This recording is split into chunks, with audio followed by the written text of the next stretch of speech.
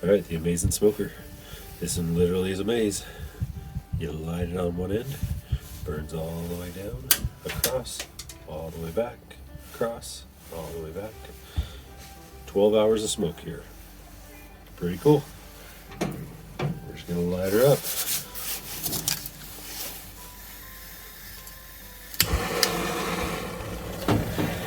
I use this torch to light up this amazing smoker. It works well for me. It puts a lot of heat in there, and you can see the flame needs to be big to be able to get it started correctly. You do want to blow it out, and you'll see that blow out in a little bit. But for now, I use these two types of strainers. This is a splatter guard you put on top of your pan. Very, very fine mesh just to keep things from spitting out. This one I use for this coarse ground. It's a sea salt. It's not technically as coarse as some, but it's a standard sea salt. The granule size of this is smaller than fits through many of these types of mesh strainers. So this splatter guard works really well. Just put a layer on top, get that layer on. The important thing to know here is that the salt only lets the smoke adhere to where it actually is in contact. So it has to be in contact with the air. So there's a couple of ways to do it. Number one, spread it out as much as you can, get as much surface area as you can. Here I'm gonna, today I feel like I'm gonna just try to go smooth. I've done different things over the years. I've taken it, I've applied it into grooves so you get the slope down and the slope up and make it as much opportunity to get to that adherence on it. For today, I'm just gonna make it quick and easy. There you go. I'm going to put it on this upper rack here. Nice. Now this is actually a dish strainer. I bought this because it was made of metal. The arms on top extend out so it can go in your sink and you can wash your stuff and put it inside of there. I'm going to use the Himalayan pink salt. This Himalayan pink salt, you can see how much bigger that granule size. This is very, very coarse. This makes it so it doesn't fall through this. I bought this initially because I could move the salt up on the edges and make a thinner layer. So here I'll just slide that up on the edges as much as I can.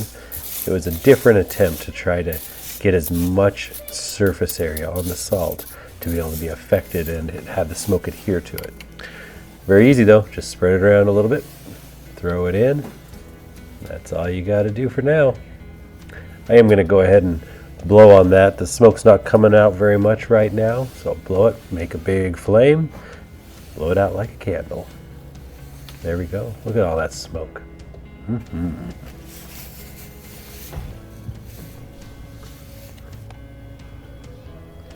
All right, here's what it looks like hours later. You can see the coloration change on the salt. You can see the white crystals still underneath. I did go ahead and stir the salt partway through this process. Makes it so that there's more on top. Sometimes I'll go 2 or 3 cycles, just depending on how much smoke I want on here. Here's the Himalayan pink. You can see the dark spots there at the bottom where the smoke was coming straight up from below on that amazing smoker. Look at the ash inside of there, completely burned through. There it is. We have brought the salt inside. This is the coarse ground sea salt. You can see the coloration that is hit on top. As I move it aside, you can see it's still got some white underneath because I did stir it partway through. So the most, like we said in our previous video, the smoke actually distills down on top of it. So the top layer is where most of that's going to get the salt, that smoke onto the salt. Now we did have a bit of a runaway flame where it didn't actually go ahead and blow out. So we had a runaway flame, and that's where this is. That's just super smoked salt. It didn't hurt it in any way, but definitely something to be aware of. Now also, as you'll notice, I wear gloves for this. Always wear gloves for this. You can see the coloration that comes off of it. When you touch these edges, you get coloration on it from the smoke, because that smoke, almost like liquid smoke, thinking in those terms, adheres to everything, sticky gooey. So that's what has adhered to the salt itself.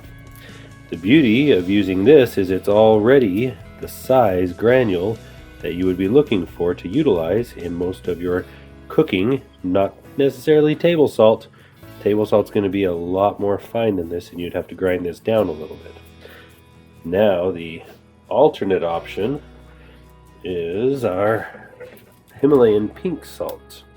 The Himalayan pink, as you can see, was directly over the flame, so a lot of that went to that different. And I also stirred it between batches as well. And this is a much more coarse salt, which is why I can get away with using this colander. But this salt, you can see the coloration change from the bright pink to here. And generally this does have to be ground down into a different one. Use a spice grinder, use whatever you have to grind it down to the right size that you would prefer to use. I don't go as fine as table salt usually. I go a little bit more coarse than that, but I just use a spice grinder that we have. That is it. Store it in the container it came in. Store it in a different container, whatever you like. Use it at your table. You add this to your casseroles, your other dishes right at the table. So much good.